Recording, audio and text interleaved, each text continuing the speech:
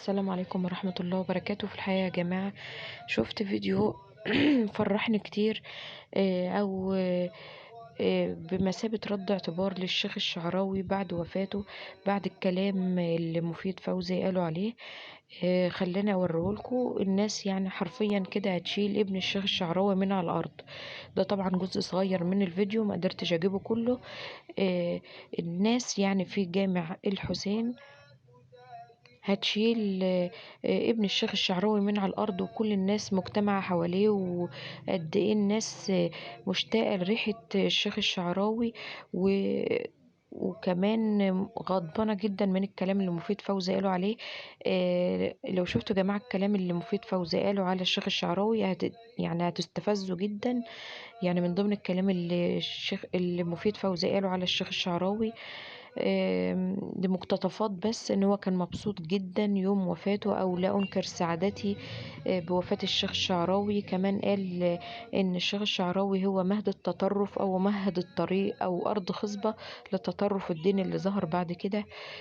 كمان قال حاجة تانية، ان هو آه، السبب ورا حجاب بعض الفنانات، وانا مش عارفة ده ينرفزه في ايه، او يضايقه في ايه، او يضره في ايه الفنانات تلبس حجاب او لا.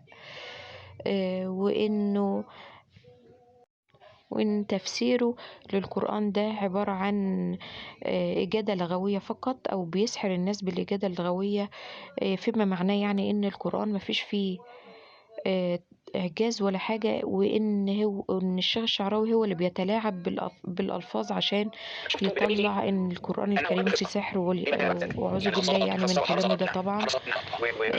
الشيخ الشعراوي بريء منه، والدين الإسلامي كله بريء من افتراءات مفيد فوزي. طبعا شايفين مدى الزعل على الشيخ الشعراوي قد ايه بعد وفاته، وان كانت جنازته مهيبة جدا، كانت اكنها فرح. وشايفين طبعا ناس كتيرة شمتانة في موت مفيد فوزي. طبعا مفيش شماتة في الموت، بس في فرق كبير جدا بعد موت مفيد فوزي وموت الشيخ الشعراوي. في شعور الناس، قد ايه الناس كانت حابة الشيخ الشعراوي، وقد ايه الناس كانت ما زعلتش خالص على وفاة مفيد فوزي، بل في أكترهم شمتانين كمان. الله يرحم شيخنا الجليل الشيخ الشعراوي. وأظن إن رد فعل الناس أو ترحيب الناس بابن الشيخ الشعراوي في كل مكان ده أكبر دليل على حب الناس للشيخ الشعراوي، والفرق الكبير اللي بينه وبين مفيد فوزي. كمان من ضمن الحاجات اللي قالها برضو تستفز الناس، قال ان هو السبب ان الشيخ الشعراوي يعيا او يتعب. لما قال ان الشيخ الشعراوي اداله كوز ذرة وقال له كل يا مفيد، ده الذرة ده بدولار في امريكا، فنشرها هو تاني يوم.